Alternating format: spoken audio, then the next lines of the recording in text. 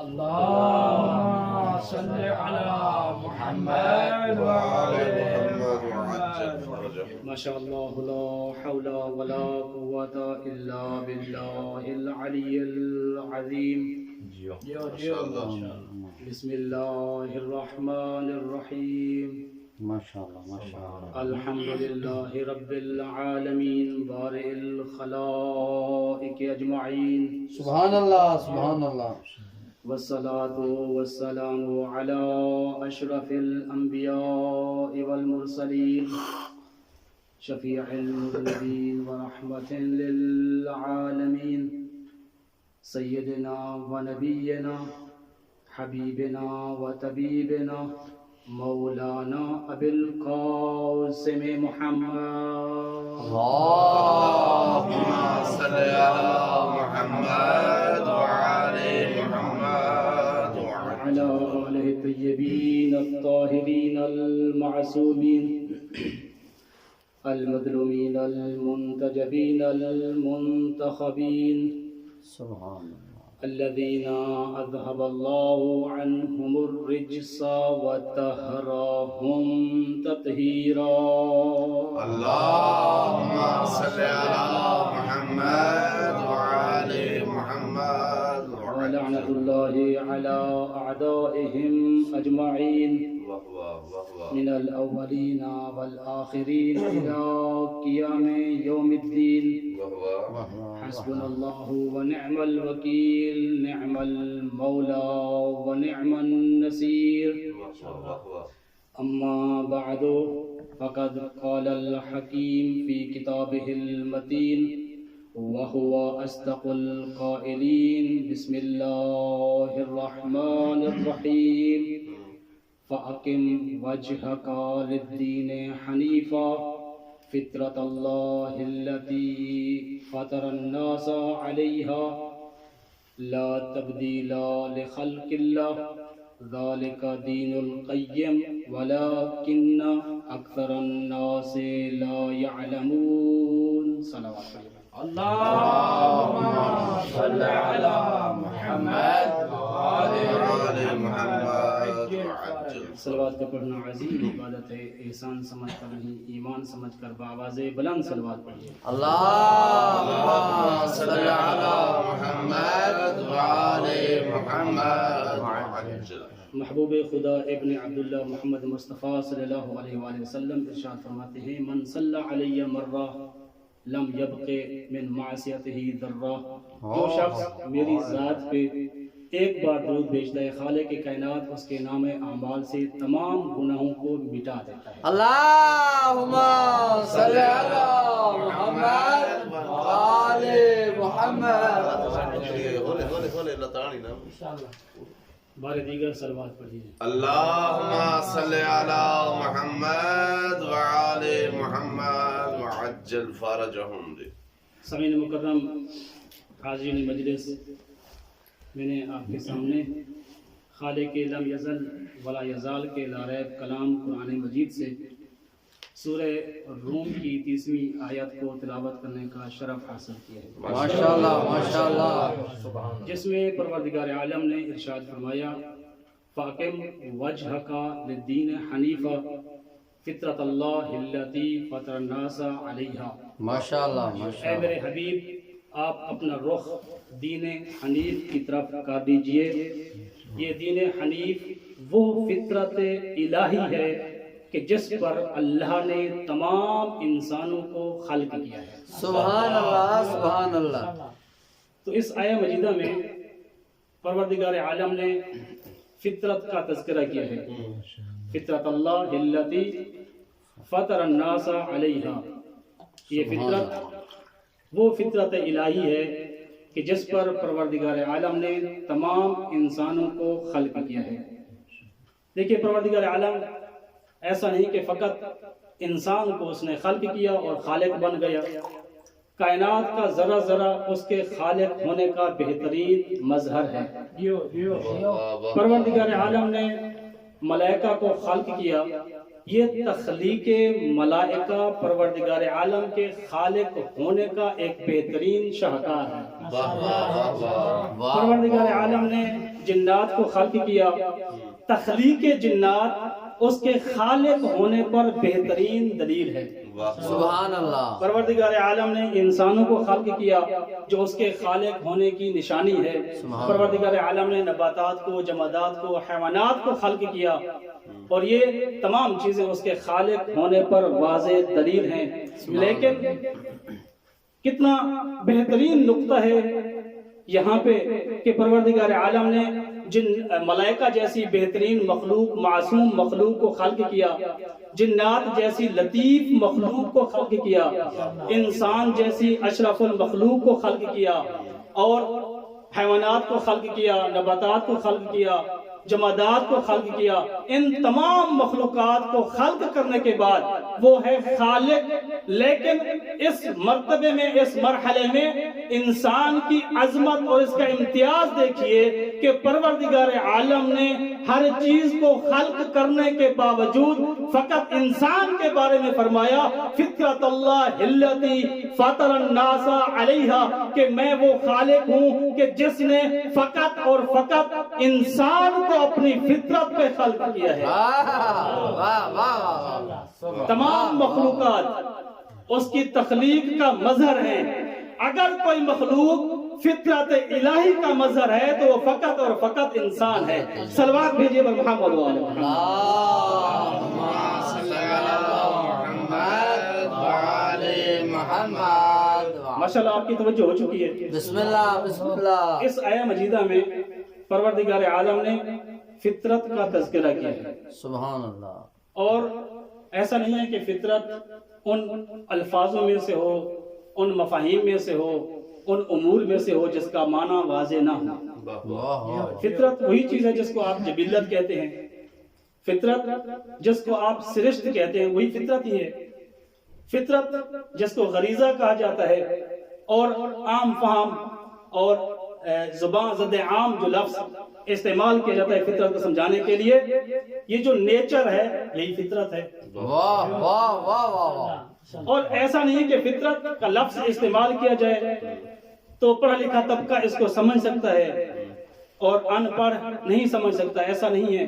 اگر آپ غور کریں تو ہمارے سماج میں، ہمارے معاشرے میں اس لفظ کا استعمال موجود ہے۔ کوئی شخص جس کے الٹے سیدھے کام ہوں، وعدہ خلافی کرتا ہو، دھوکہ دہی کرتا ہو، حق تلفی کرتا ہو، معاشرے کی آنکھ میں ذرا بھر بھی نہ بھاتا ہو، تو معاشرہ اپنی نفرت کا اظہار کرتے ہوئے کیا کہتا ہے؟ اس کا قصور نہیں، اس کی فطرت ہی خراب ہے۔ ہائے ہائے واہ واہ واہ۔ کیا اگر پھر بھی سمجھ نہیں آئی کہ فطرت کیا ہے تو علامہ اقبال نے اپنے خوبصورت شعر میں خوبصورتی کے ساتھ اس لفظ فطرت کو استعمال کرتے ہوئے فرمایا، عمل سے زندگی بنتی ہے جنت بھی جہنم بھی، یہ خاکی اپنی فطرت میں نہ نوری ہے نہ ناری ہے۔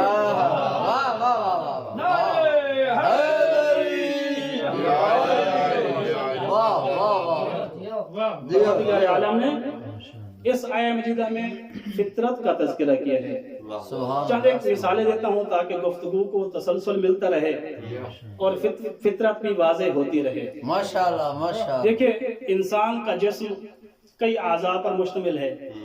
آنکھ عضو ہے جسم انسانی کا، کان عضو ہے، قبلہ توجہ ہے نا، ماشاءاللہ ماشاءاللہ۔ کان عضو ہے جسم انسانی کا، زبان ایک عضو ہے۔ ان تمام اعضاء میں سے ہر ایک عضو کی اپنی اپنی ایک فطرت ہے۔ بے شک بے شک۔ آنکھ کی فطرت میں دیکھنا، ہاں ہاں ہاں۔ کان کی فطرت میں ہے سننا، واہ واہ واہ۔ زبان کی فطرت میں ہے بولنا۔ واہ واہ واہ۔ اب یہ ہر عضو اپنی فطرت کو پورا کرتا ہے۔ کان سنتا ہے، سننے سے اپنی فطرت کو پورا کرتا ہے۔ واہ واہ۔ آنکھ دیکھتی ہے، دیکھنے سے اپنی فطرت کو پورا کرتی ہے۔ واہ واہ۔ کان سنتے ہیں، زبان بولتی ہے، تو ان افعال کے ذریعے یہ اعضاء اپنی اپنی فطرت کو پورا کرتے ہیں۔ ماشاءاللہ۔ ان اعضاء کی ایک فطرت ہے اور یہ تمام اعضاء اپنی اپنی فطرت کو پورا کرتے ہیں۔ ماشاءاللہ ماشاءاللہ۔ لیکن فطرت کو تو پورا کرتے ہیں۔ کان کی فطرت ہے سننا، کیا سننا ہے کیا نہیں سننا، واہ کب سننا ہے کب نہیں سننا، واہ واہ غیبت سننی ہے یا نہیں سننی، جھوٹ سننا ہے یا نہیں سننا، سچ سننا ہے جو کیا سننا ہے کیا نہیں سننا۔ کان نے سننے کی فطرت پوری کرنی ہے، لیکن کیا سننا ہے کیا نہیں اس سے اس کا کوئی تعلق نہیں ہے۔ واہ واہ واہ واہ زبان کی فطرت ہے بولنا، اب سچ بولنا، جھوٹ بولنا، غیبت بولنا، زبان فقط بولنا ہے، یہ زبان طے نہیں کرے گی کہ میں نے کیا بولنا ہے کیا نہیں بولنا۔ اسی طرح کان اپنی فطرت کو، اسی طرح آنکھ اپنی فطرت کو پورا کرتے ہوئے یہ طے نہیں کرتی کہ میں نے کیا دیکھنا ہے کیا نہیں دیکھنا۔ واہ واہ واہ واہ۔ تو کون سی چیز ہے جس نے آ کر اس انسان کے ان تمام اعضاء کی فطرت میں یہ طے کرنا ہے کہ تم نے کیا کرنا ہے کیا نہیں کرنا۔ واہ واہ واہ واہ۔ پروردگار عالم نے ارشاد فرمایا فَأَقِمْ وَجْهَكَ لِلدِّينِ حَنِيفًا فِطْرَةَ اللَّهِ الَّتِي فَطَرَ النَّاسَ عَلَيْهَا، اے میرے محبوب اپنے رخ کو اس دین حنیف کی طرف موڑ لیجئے کہ جو دین حنیف فطرت ہے۔ واہ واہ واہ۔ تو گویا کہ اسلام دین فطرت ہے۔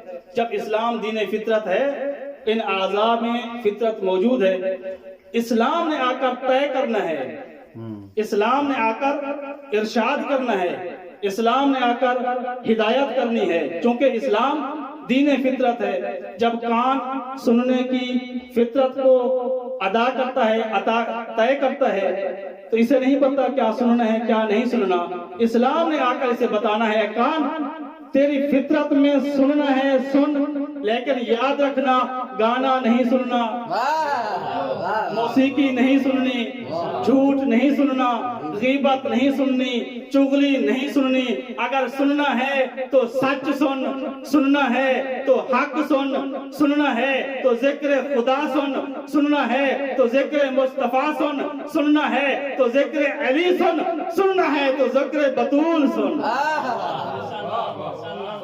عظمت آل محمد پر باوز بلند تر صلوات، اللہم صلی علی محمد و آل محمد۔ ماشاءاللہ۔ زبان کی ایک فطرت ہے، لیکن یہ زبان طے نہیں کرے گی کہ میں نے کیا بولنا ہے کیا نہیں بولنا۔ اسلام نے آ کر طے کرنا ہے اے زبان تیری فطرت میں ہے بولنا بول، لیکن یاد رکھنا جھوٹ نہیں بولنا، چغلی نہیں کرنی، غیبت نہیں کرنی، سچ بولو، حق بولو۔ آنکھ کی فطرت میں دیکھنا، تو اسلام طے کرے گا کیا دیکھنا ہے کیا نہیں دیکھنا۔ سبحان اللہ۔ اب یہ تمام اعضاء اپنی فطرت کو پورا کرتے ہیں، اور اسلام نے آ کر ان کو ارشاد کرنا ہوتا ہے، اس کی ہدایت کرنی ہوتی ہے، ان کی رہنمائی کرنی ہوتی ہے کہ یہ کر یہ نہ کر۔ تو اب طے ہو گیا کہ ہر انسان کے اندر ایک فطرت پائی جاتی ہے، اور فطرت اگر اسلام کے ارشاد کے مطابق ہو تو اسلامی فطرت ہے۔ اس کا مطلب ہے کہ اگر کوئی انسان اپنی آنکھ سے دیکھتا ہو، کان سے سنتا ہو، زبان سے بولتا ہو، تو اسے یہ پتا چلے گا کہ وہ اپنی فطرت کے مطابق کام کر رہا ہے۔ لیکن اگر اس کا دیکھنا اسلام کے مطابق نہ ہو، اس کا سننا اسلام کے مطابق نہ ہو، اس کا دیکھنا بولنا اسلام کے مطابق نہ ہو، تو سمجھ لیجئے گا اس کے پاس فطرت تو ہے لیکن اس کے پاس اسلام نہیں ہے۔ تو ان اعضاء کو کس نے ارشاد کرنا ہے؟ ان اعضاء کی فطرت کو کس نے اس کی رہنمائی کرنی ہے؟ اسلام نے۔ اسلام نے آ کر کان کو ارشاد کرنا ہے کہ سچ سن، حق سن، موسیقی نہ سن، گانا نہ سن، اور اس طرح کے جو امور محرمہ ہیں ان کو نہ سن۔ اسی طرح زبان کو ارشاد کرتے ہوئے اسلام نے بتانا ہے، کس نے ارشاد کرنا ہے؟ اسلام نے، کہ اے زبان تو بول تیری فطرت ہے، لیکن جھوٹ نہ بول، غیبت نہ کر، چغلی نہ کر۔ اسلام نے آنکھ اور کان کی فطرت کا ارشاد کیا، اور جب اسلام فطرت کا ارشاد کر رہا ہو تو اسلام کوشش کرتا ہے ان اعضاء کا ارشاد ایسا ہو جو ارشاد تام ہو، جو ارشاد اور ہدایت معراج تک پہنچی ہوئی ہو. اور اسلام کا ارشاد معراجی یہ ہے کہ اسلام نے اگر کان کو ہدایت کرنی ہے تو ہدایت کا معراج یہ ہے کہ اسلام آ کر بتائے اے آنکھ تیری فطرت کی معراج یہ ہے النظر الی وجہ علی ابن ابی طالب عبادہ. اور زبان کی فطرت یہ ہے کہ ذکر علی عبادہ. اے زبان اگر تو نے فطرت کی معراج کرنی ہے تو ذکر علی کر. اے کان اے آنکھ اگر تو نے دیکھنے کی معراج کرنی ہے تو علی کا چہرہ دیکھ. واہ واہ نعرہ حیدری، واہ واہ واہ کیا بات، یہ ہے فطرت کا معراج. سبحان اللہ سبحان اللہ. ایک بار صلوات پڑھیں محمد و آل محمد. اللہم صلی علی محمد وعلی محمد وعجل فرجہم. ابھی آخری مطلب آپ کی تھکاوٹ کا احساس ہے. ماشاءاللہ ماشاءاللہ بسم اللہ بسم اللہ. دیکھیں چونکہ اس آیہ مجیدہ میں انسان کی فطرت کا تذکرہ کیا ہے پروردگار عالم نے، اور امتیاز ہے انسان کا کہ پروردگار عالم نے تمام مخلوقات میں سے فقط انسان کو اپنی فطرت پہ خلق کیا ہے. سبحان اللہ. تو یہ انسان دو صنفیں ہیں انسان کی. ایک صنف نازک جسے خاتون یا عورت کہا جاتا ہے، اور ایک دوسری صنف مقابل جسے مرد کہا جاتا ہے. اگر ان دونوں کی فطرت کا مطالعہ کیا جائے تو دیکھنے میں آتا ہے کہ ان کی بعض یا اکثر فطرتیں ایسی ہیں جو مشترک ہیں، مرد میں بھی پائی جاتی ہیں اور خاتون میں بھی پائی جاتی ہیں. اور بعض فطرتیں ایسی ہیں جو مرد میں پائی جاتی ہیں لیکن خاتون میں نہیں پائی جاتی. اور بعض فطرتیں ایسی ہیں جو خواتین میں پائی جاتی ہیں لیکن مرد میں نہیں پائی جاتی. مثلا سخاوت، شجاعت مرد کی فطرت ہے اور حیا عورت کی فطرت ہے. غیرت مندی مرد کی فطرت ہے، شک کرنا عورت کی فطرت ہے. فطرتیں ہیں کہ بعض فطرتیں ایسی ہیں جو مرد میں پائی جاتی ہیں عورت میں نہیں پائی جاتی، اور بعض ایسی ہیں جو خواتین میں پائی جاتی ہیں مردوں میں نہیں پائی جاتی. اب یہاں توجہ کیجئے گا کہ اگر کوئی بعض وقت کیا ہوتا ہے کہ بعض مرد ایسے ہوتے ہیں جو خاتون کی فطرت کو اپناتے ہیں. توجہ چاہیے. بعض مرد ایسے نظر آتے ہیں جو خواتین کی فطرت کو اپناتے ہیں، اور بعض خواتین ایسی نظر آتی ہیں جو مردوں کی فطرت کو اپناتی ہیں. تو یہاں پہ یاد رکھیے گا اگر کوئی مرد ایسا نظر آئے جس نے خاتون کی فطرت کو اپنایا ہو تو طے کر لیجئے گا یہ مرد اپنی مردانہ فطرت سے ہٹ گیا ہے. اور اگر کوئی خاتون ایسی نظر آئے جس نے مردانہ فطرت کو اپنایا ہوا ہو تو یہ بھی طے کر لیجئے گا یہ خاتون اپنی نسائی اور زنانہ فطرت سے ہٹ گئی ہے. میرے خیال سے آپ سمجھے نہیں. توجہ کیجئے گا اگر کبھی بھی کہیں بھی کوئی بھی برقع پہن کے راہ فرار حاصل کرے سمجھ لینا یہ مرد اپنی مردانہ فطرت سے ہٹ گیا. اور اگر کبھی بھی کوئی بھی کہیں بھی کوئی عورت میدان میں لشکر لے کے آ جائے سمجھ لینا عورت اپنی زنانہ فطرت سے ہٹ گئی.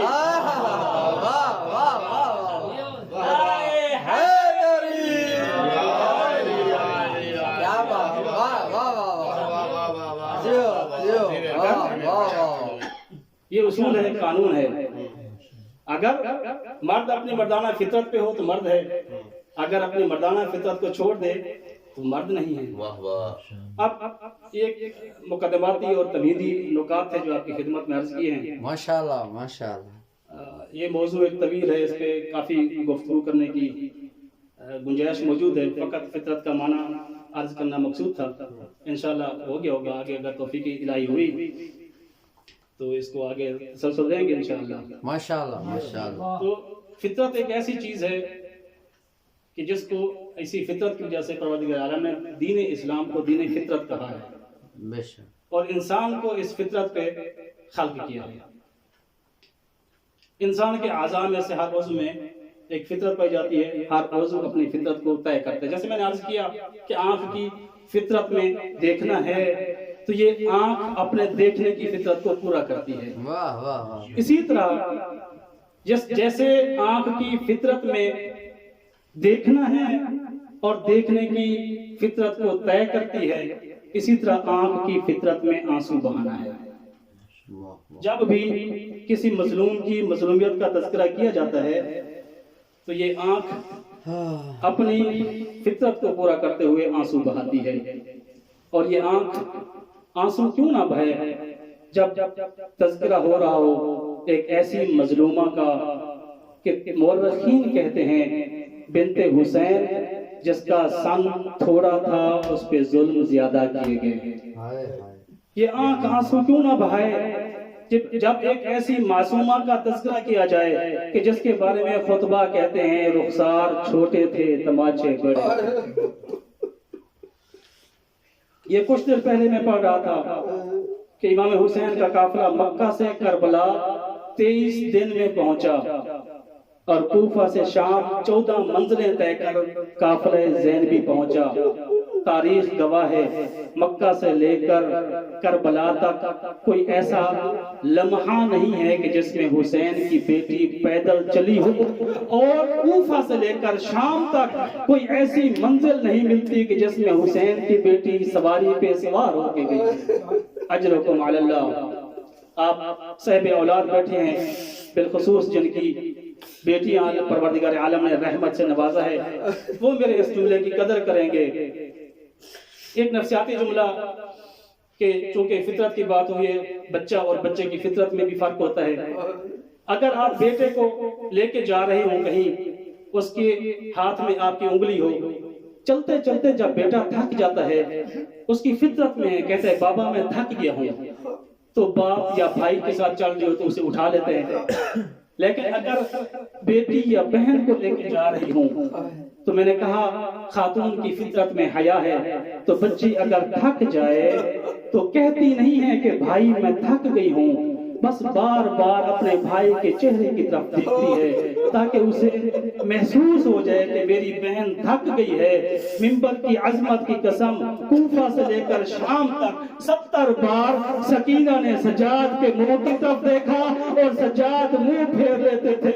اور سجاد منہ کیوں نہ پھیرتے جس کے ہاتھ پسے پشت بندھے ہوئے ہوں، جو اپنی بہن کو اٹھا نہ سکتا ہو. سجاد کو پتا تھا کہ میری بہن مجھے اس لیے دیکھ رہی ہے، مجھے بتانا چاہتی ہے بھیا سجاد میں تھک گئی ہوں لیکن میں اپنی بہن کو کیسے اٹھاؤں، ارے میرے ہاتھ آزاد نہیں.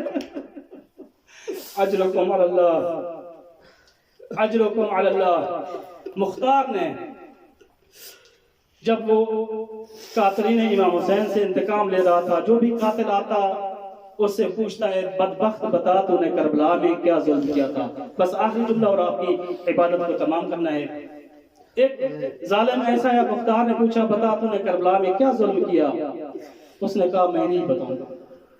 مختار نے کہا میں تجھے قتل کر دوں گا. اس نے کہا بے شک قتل کر دے، میں نہیں بتاؤں گا. مختار نے کہا میں تیرے گھر کو آگ لگا دوں گا. اے بدبخت بتا تو نے کیا ظلم کیا ہے؟ اس نے کہا میں نہیں بتاؤں گا. پھر جناب مختار نے اس کو چند ایک واسطے دیے، کہا کہ اگر تو نے کوئی ظلم کیا نہیں، کوئی ایسا ظلم بتا جو تو نے دیکھا ہو. اجرکم علی اللہ. یہ کہتا ہے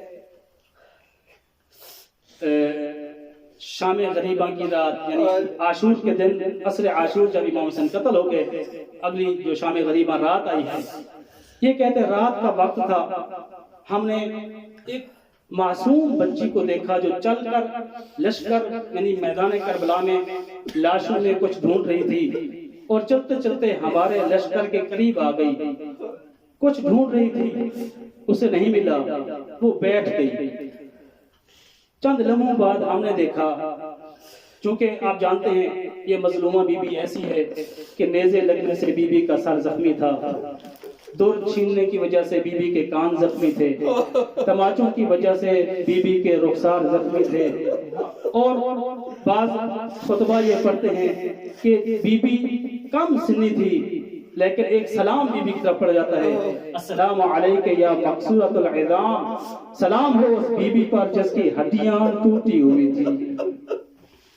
اے عزیزانو، یہ بدبخت کہتے ہیں ہم دیکھ رہے تھے اس بی بی نے اپنے بابا کو ندا دی اور چند لمحوں بعد ہم نے دیکھا کہ حسین کا سر آیا سکینہ کے پاس، اس سر میں حسین کے سر نے سکینہ کا طواف کرنا شروع کر دیا۔ دیکھیں گے میری طرف تاکہ مسائل سمجھ بھی آ سکے، سر اٹھا کے دیکھے گا۔